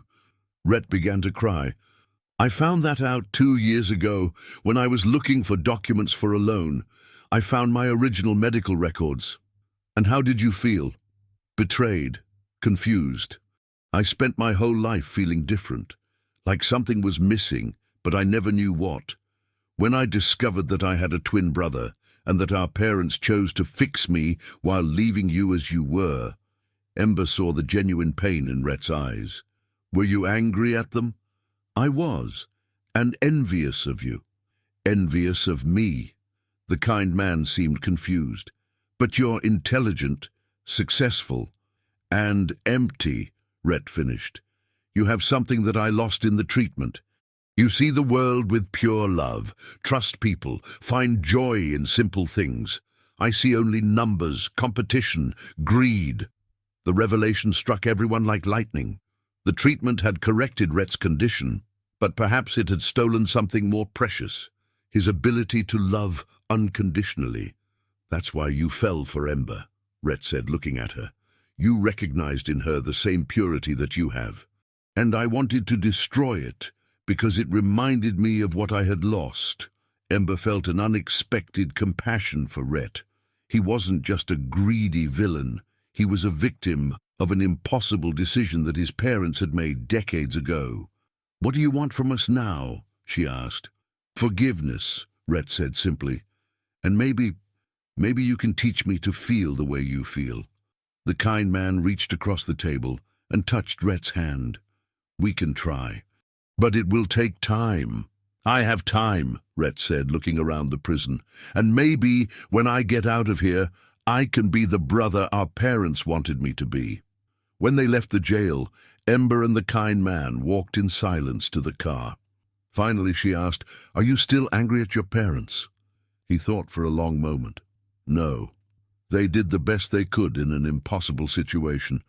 And if they hadn't made that decision, maybe I never would have found you." "What do you mean?" "Because if I were like Rhett, focused on success and money, maybe I wouldn't have stopped to help a lost girl on the street." Ember smiled through her tears. "So you think your Down syndrome is a good thing?" "I think it makes me who I am, and who I am was able to love you and save you. So yes, I think it's a good thing." That night, they sat again in the garden, watching the stars. Ember thought about families, choices, and destinies, and how sometimes the most difficult decisions lead to the most unexpected endings. 2 months had passed since the discovery about the family's past, and life had found a new rhythm. Ember now read entire books on her own, and the kind man had enrolled in adapted management classes for people with special needs. Robert visited regularly, no longer as a lawyer, but as a family friend. It was on a sunny Tuesday morning that the next surprise arrived. Ember was watering the flowers in the garden when she saw an elderly woman standing in front of the gate. The woman wore simple but clean clothes and held a small travel bag. There was something familiar about her face that made Ember's heart race. "Can I help you?" she asked, approaching the gate. The woman looked at her carefully, and tears began to form in her eyes. "My God," she whispered. "You look just like your mother when she was little." Ember froze. "My mother? You're Marina's daughter, aren't you? The girl who was living on the streets?" The world stopped around Ember. It had been so long since anyone had mentioned her mother by name. She had begun to wonder if her memories were real or just dreams. "Who are you?" "I'm your grandmother, dear. I'm Marina's mother." Ember's legs gave out, and she had to lean on the gate.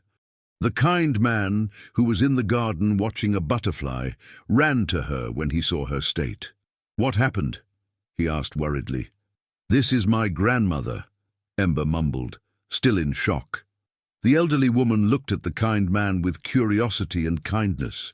"And you must be the person who took care of my granddaughter all this time." "How did you find me?" Ember asked, still trying to process the situation. "I saw your picture in the newspaper when the news about that conspiracy came out. I recognized you immediately." The grandmother smiled through her tears. "I've spent 2 years looking for you since Marina left." The kind man opened the gate, inviting the woman inside. "Let's talk inside. She needs to know the whole truth." In the living room, the grandmother sat down cautiously, still watching Ember, as if she didn't believe she had found her. "Your name is Sophia," she said softly. "Marina chose that name because it means wisdom." "Sophia," Ember repeated, testing the sound. "I have a real name. You always did, my dear. Your mother talked about you every day." "Where is she?" Sophia asked, the question that had haunted her for so long. The grandmother took a deep breath. "Marina was very sick, dear. Problems in her mind that made her see things that weren't there, hear voices. She loved you more than anything in the world, but she couldn't take care of you safely." Sophia felt tears burn her eyes. Did she abandon me because she didn't want me? No, the grandmother said firmly. She left you on the streets because she thought it was the only way to keep you alive. In her confused mind, she believed that bad people were after the two of you. The kind man held Sophia's hand. Where is your mother now? The grandmother lowered her eyes. In a clinic. For 1.5 years, she has improved a lot with treatment. She asks about Sophia every day, but I never knew where to look. Can I see her? Sophia asked, her voice trembling with emotion.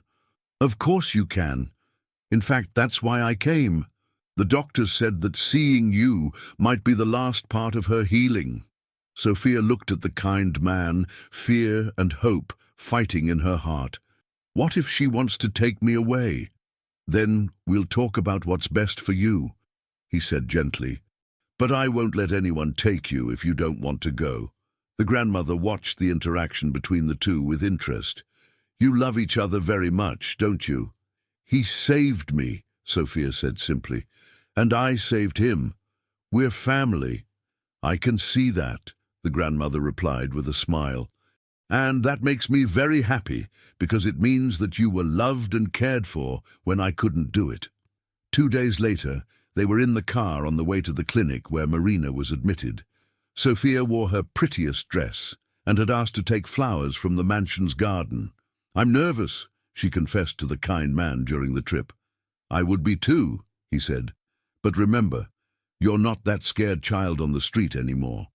You're strong, intelligent, and you have people who love you. The clinic was a pleasant place, with well-kept gardens and colorful walls.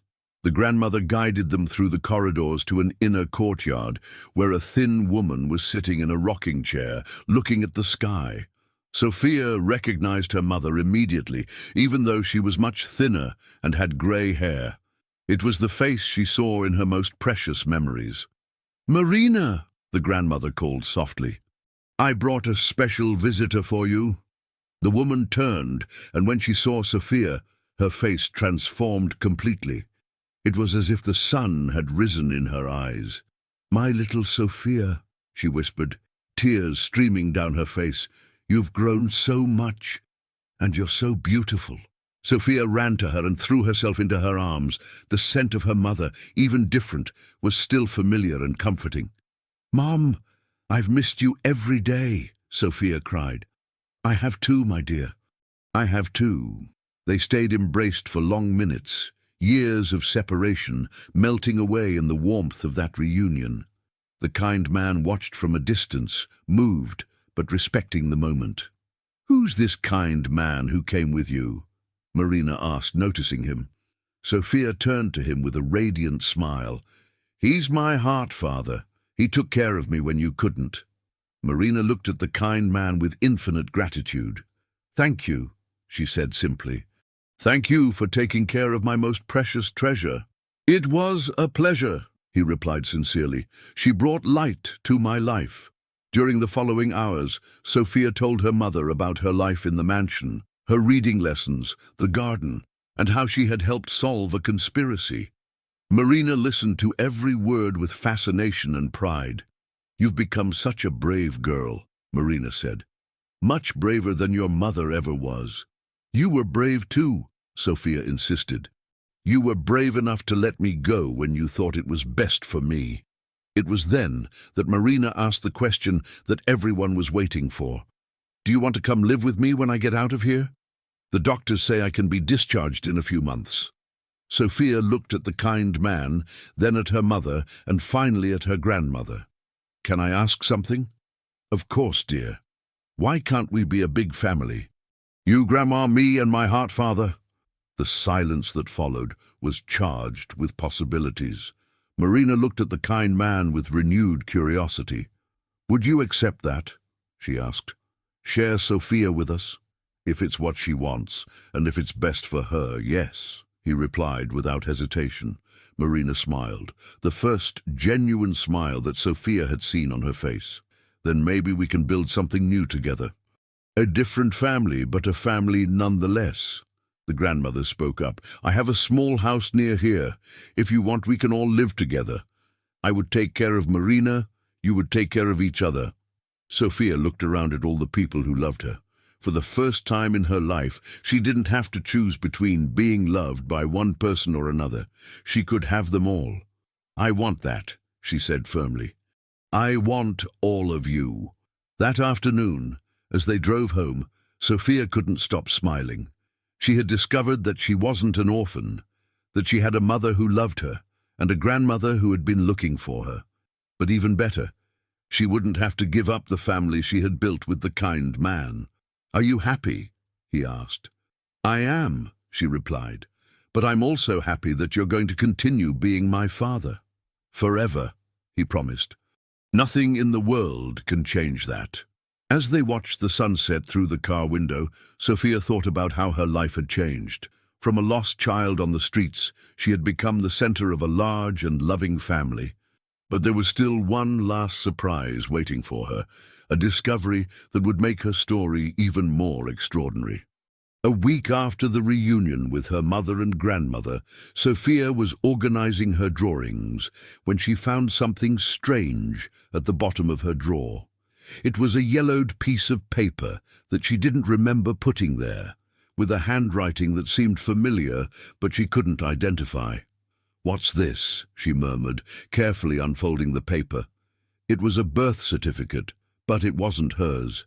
The name on the document was Rhett Santos, but the date of birth was wrong. According to that paper, Rhett was 3 years older than he really was. Sophia ran to the library, where the kind man was reading a book about flowers. I found something strange, she said, showing him the document.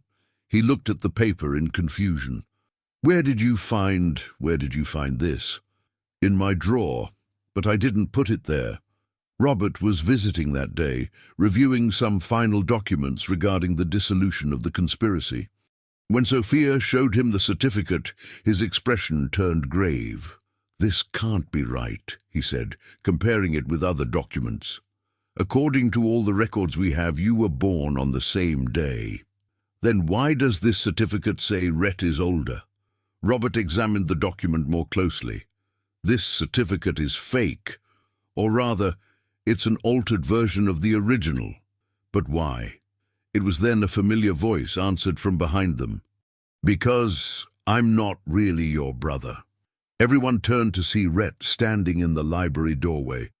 He had been released from prison the previous week on parole and looked visibly different, thinner, with tired eyes, but something in his posture suggested an honesty that hadn't been there before. How did you get in? Robert asked, alert. The door was open, and I needed to tell you the truth before you discovered it on your own. The kind man stood up slowly. What truth? Rhett took a deep breath, as if preparing for a dive into deep water. I'm not your twin brother, I'm your cousin. The silence that followed was absolute. Sophia felt as if the floor had disappeared beneath her feet once more. That's impossible, Robert said. You're identical. We are, Rhett confirmed, because my father and his father were identical twins, and my mother and his mother were sisters. The complexity of the situation began to unfold. Sophia tried to process. You're saying your parents were cousins, married to twin sisters? Exactly. Which resulted in cousins who were born identical to siblings. Genetically, we're almost twins, but technically we're cousins. The kind man sat down heavily in a chair. But why did they lie? Why did they make me believe you were my brother? Because, Rhett said, his voice laden with remorse, when my parents passed away in an accident when I was 6, your parents adopted me. But not officially. They raised me as if I were their biological son to avoid legal complications. And the treatment for Down syndrome? Rhett lowered his eyes. That was real. I was born with the same condition as you. But since we were genetically almost identical, the experimental treatment worked perfectly on me. Sophia felt a mixture of anger and confusion. So you lied about everything? Not about everything, Rhett said. My love for having a family was real. My confusion about being different was real, and my regret for what I did is real too. Robert picked up the fake certificate. Then this was created by my adoptive parents to explain why I was more developed than my twin brother. They made up that I was older to justify the differences. The kind man looked at Rhett with a mixture of sadness and understanding. You grew up knowing you were different from me, but without understanding why. Exactly. And when I found out the truth about the treatment, I thought I had been chosen instead of you. That made me feel guilty and revolted at the same time. Sophia was trying to reorganize everything in her mind. But you're still family. We're cousins, Rhett confirmed. Family, but not brothers. And does that change anything? The kind man asked. Everyone looked at him surprised. Rhett especially seemed to expect an explosion of anger. For me, no, continued the kind man. You grew up in my house, ate at my table, were raised by my parents. Brother or cousin, you're my family. Tears began to stream down Rhett's face. How can you forgive me after everything? Because family forgives, the kind man said simply. And because now I understand why you felt lost. You spent your whole life not knowing exactly who you were. Sophia watched the interaction with growing admiration. The kind man continued to surprise her with his ability to love unconditionally. There's something else, Rhett said hesitantly. About you, Sophia. Everyone turned to him with renewed attention. When I was investigating the family for the conspiracy, I discovered something about your mother. Marina isn't just anyone who ended up on the streets. What do you mean? Sophia asked nervously. Your mother was a nurse at the hospital where our adoptive parents worked. She took care of me and him when we were little.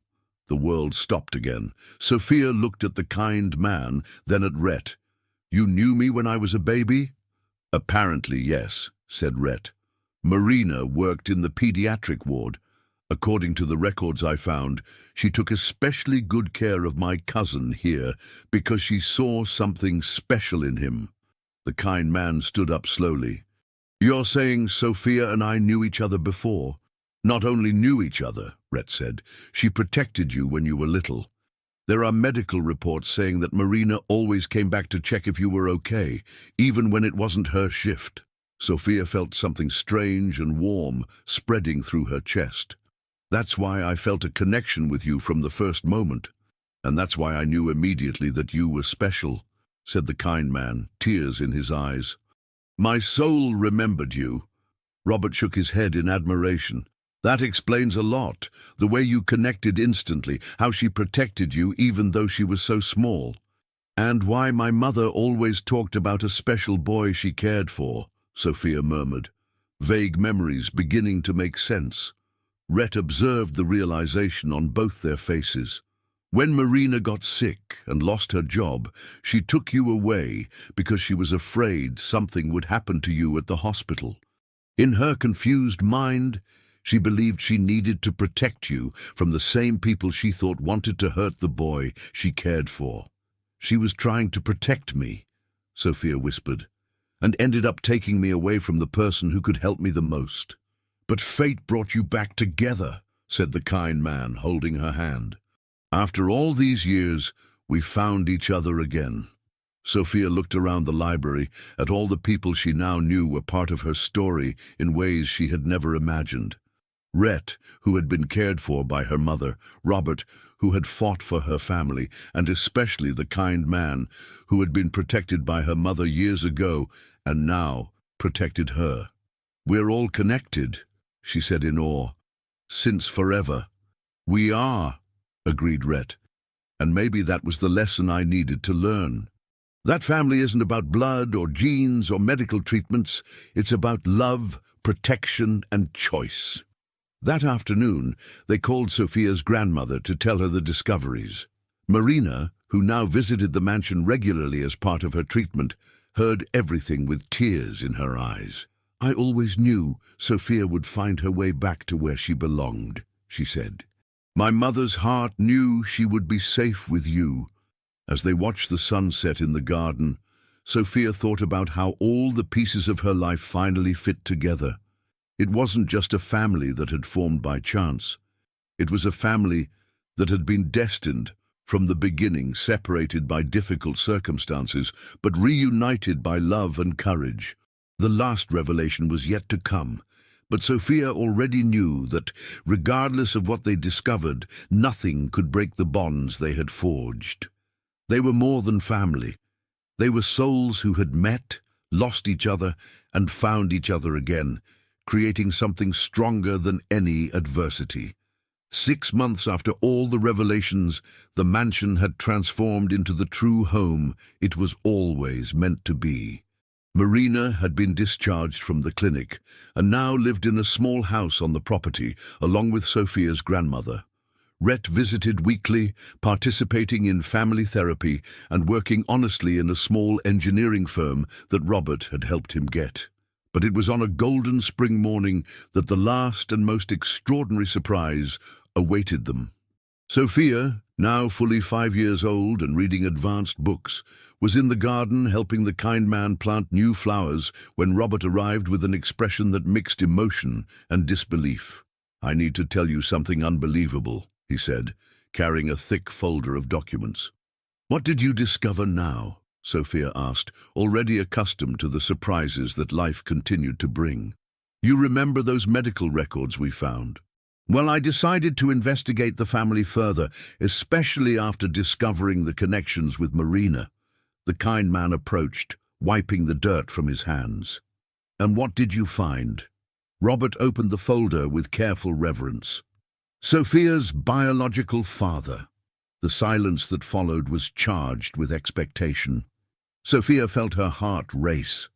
After finding her mother and grandmother, there was a small part of her that still wondered about the father she had never known. "Is he alive?" she asked timidly. "Not only is he alive," said Robert, "but you know him very well." Sophia and the kind man exchanged confused glances. "What do you mean?" Robert took a deep breath, clearly preparing for a revelation that would change everything. "Sophia's father is the doctor who performed the experimental treatments on Rhett, Dr. Alexander Santos." "The doctor?" Sophia frowned. "But I thought Santos was his family's last name." "It is," confirmed Robert. "Dr. Alexander Santos was the younger brother of the father who raised Rhett and his cousin. He was the uncle that no one mentioned because he had distanced himself from the family." The complexity of the familial connections began to unfold in all its magnitude. The kind man sat down in a garden chair, trying to process. "You're saying Sophia is our cousin?" "Technically, second cousin," Robert explained. "But yes, you're blood-related." Sophia felt as if the universe had conspired to create the perfect family. "That's why my mother knew you at the hospital." "Exactly." Marina worked directly with Dr. Alexander. They fell in love while caring for special children, including the two of you. "And where is he now?" asked the kind man. Robert hesitated. "That's the most extraordinary part of the story. He doesn't know Sophia exists." "How is that possible?" When Marina began to show the first symptoms of her mental illness, Dr. Alexander was abroad, studying new treatments. She discovered the pregnancy alone, and afraid of hindering his career and confused by the disease, decided never to tell him. Sophia absorbed this information slowly. "He never knew I was born." "Never. And when he returned from abroad and discovered that Marina had disappeared, he spent years looking for her. Even today." At that moment, Marina appeared in the garden, coming from her small house. She had transformed into a serene and healthy woman, with her silver hair shining in the sun, and a smile that Sophia finally recognized from her baby memories. "I heard excited voices," she said, approaching the group. "Any news?" Robert looked at Sophia, who nodded encouragingly. "Marina, we found Alexander." Marina's face lost all color. She leaned against a tree, her legs giving way. Is he okay?" "He is, and he never stopped looking for you." Marina looked at Sophia with eyes full of tears. "He doesn't know about you, does he?" "No," confirmed Sophia. "But I would like to meet him, if Mom wants to." Marina approached her daughter and hugged her tightly. I want to, my dear. I always wanted to, but I was afraid he wouldn't forgive me for hiding you. Mothers do what they think is best to protect their children, said the kind man gently. He will understand that. 2 weeks later, a carefully planned meeting was arranged. Dr. Alexander Santos, now in his 50s, with grey hair and kind eyes that reminded Sophia of her own image in the mirror, arrived at the mansion on a Saturday afternoon. The reunion between Alexander and Marina was emotional to witness. Years of pain, longing, and misunderstandings dissolved the moment they looked at each other again. "Marina," he said, his voice broken by emotion. "I looked for you for so long." "I know," she whispered, "and I'm so sorry for running away. I was so confused, so scared." "That doesn't matter anymore," he said, embracing her. "What matters is that we are together again." It was then that Sophia approached shyly. Alexander looked at her with curiosity, immediately noticing the resemblance to Marina, but also something familiar in his own features. "This is our daughter," said Marina softly. "Alexander, this is Sophia." The world stopped for the doctor. He looked from his daughter to Marina, then to his daughter again, slowly processing the reality that was unfolding. Our daughter," he whispered. Sophia smiled, that radiant smile that melted hearts and healed wounds. "Hi, Dad. Mum always talked about you in the stories she told me." Alexander knelt in front of her, tears streaming freely down his face. My daughter, you are even more beautiful than I ever dreamed." The hug that followed was one of the purest that anyone present had ever witnessed. Father and daughter meeting for the first time, but recognizing each other as if they had always been together. "You took good care of her," said Alexander to the kind man, who watched the scene with deep emotion. "She took care of me too," he replied. "We're a family." "And we always will be," said Alexander. "I hope you will allow me to be part of that family." In the months that followed, life reorganized itself once more. Alexander moved close to the mansion, resuming the relationship with Marina and building a deep connection with Sophia. But he fully respected the role of the kind man as the main father figure. "She has room in her heart to love many people," said Alexander one night, as they watched Sophia teaching Rhett how to draw birds. "And that makes her even more special." A year after the first meeting in the alley, the mansion hosted a birthday party that would be remembered forever. Sophia was turning 6, surrounded by a family that had grown in an impossible and wonderful way. Everyone was there. The kind man, who now managed his fortune with the help of honest consultants and used part of his wealth to help other street children. Marina and Alexander, who had remarried in a simple ceremony. The grandmother, who had become the loving matriarch of the entire family. Rhett, who had finally found his place as a protective cousin and mentor. And Robert, who had become an honorary uncle and trusted advisor. "Make a wish," said the kind man as Sophia blew out the candles on the cake. Sophia looked around the table at all the faces she loved and smiled. "My wish has already come true," she said. "I have the biggest and most loving family in the world."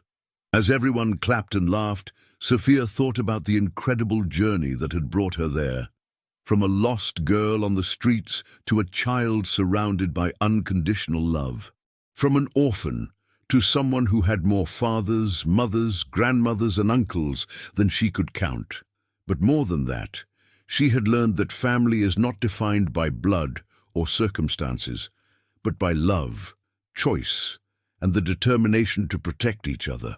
She had learned that the most unlikely people can become heroes, that kindness always conquers greed, and that sometimes you have to go through the deepest darkness to find the brightest light. That night, as the kind man tucked her into bed as he did every night, Sophia said, "Thank you for saving me that day." "Thank you for saving me," he replied, kissing her forehead, "every day." And so, in a mansion full of love in a big, chaotic metropolis, a girl who once didn't even have a name slept peacefully, knowing she was loved, protected, and valued by a family that had been forged not by destiny, but by the courage of good people who chose to love without limits. The story that began with cries of pain had transformed into a symphony of joy, proving that even in the darkest beginnings, there is always hope for happy endings when love leads the way. If you enjoyed this wonderful story, please comment. Giving a rating from 0 to 10, your opinion is very important, and if you love beautiful stories, subscribe to my channel. I promise to make your day better with my videos.